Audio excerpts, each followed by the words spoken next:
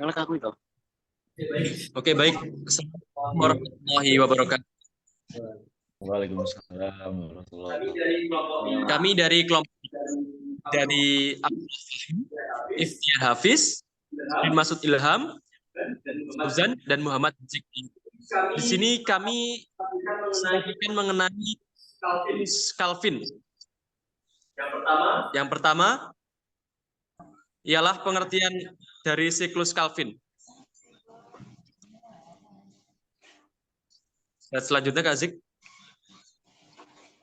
Ya, yang pertama, siklus Calvin adalah rangkaian reaksi kimia yang terjadi pada tumbuhan dan tidak memerlukan bantuan cahaya, sehingga juga disebut sebagai reaksi gelap. Proses ini berlangsung di stroma yang berada di dalam kloroplas. Siklus Calvin ditemukan oleh Melvin Calvin Ellis, seorang kimiawan asal Amerika. Ia menemukan siklus ini bersama dengan Andrew Benson dan James Basham. Atas penemuannya ini, Melvin dianugerahi Nobel Kimia pada tahun 1961. Selanjutnya.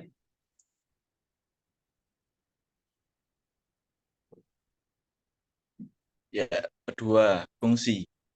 Siklus Calvin memiliki beberapa fungsi penting, seperti pembuatan gula-gula, karbon yang kemudian digunakan untuk membentuk gula lainnya seperti pati, glukosa, dan selulosa.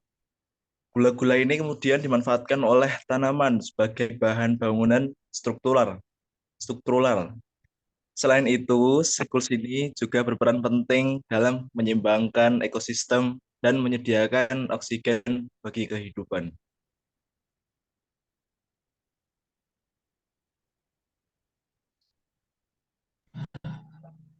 Nah, yang selanjutnya adalah proses dari siklus Calvin itu sendiri. Sebelumnya perlu kita ketahui bahwa siklus Calvin merupakan lanjutan dari reaksi terang fotosintesis. Jadi, tanpa reaksi terang siklus Calvin tidak akan terjadi. Karena siklus Calvin membutuhkan ATP dan NADPH yang dihasilkan dari reaksi terang. Siklus Calvin terbagi menjadi 3 tahapan.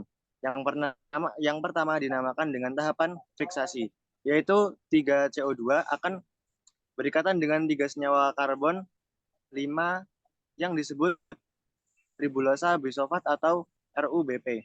Nah, enzim yang mengkatalis pada tahapan ini adalah Rubisco, dan hasil yang dihasilkan adalah senyawa 6 karbon intermediate yang berjumlah 3 buah. Senyawa ini memiliki keadaan yang tidak stabil sehingga akan segera pecah menjadi 3 fosfogliserat sebanyak 6 buah. Kemudian tahapan yang kedua adalah reduksi.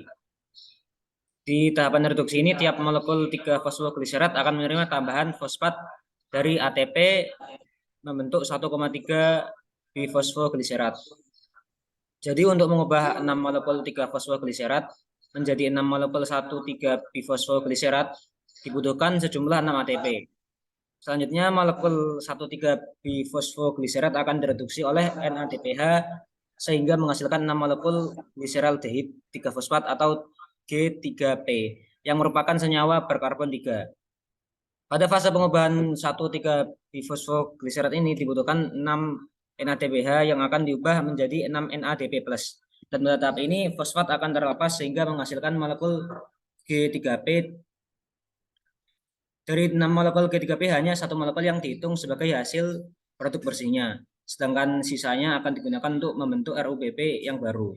Tahapan yang terakhir adalah regenerasi RUBP. Selanjutnya 5 buah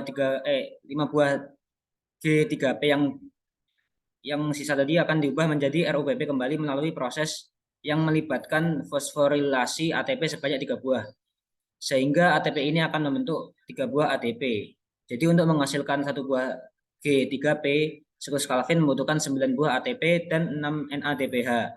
Sedangkan 1 buah G3P yang dihasilkan akan digunakan sebagai material pembentuk glukosa dan bahan organik lainnya. Itu tadi penjelasan tentang siklus Calvin atau reaksi gelap dari kelompok kami. Wassalamualaikum warahmatullahi wabarakatuh. Waalaikumsalam. Anu nggak sih? Ini dokumentasi. dokumentasi. Oke. Oke guys, teman-teman.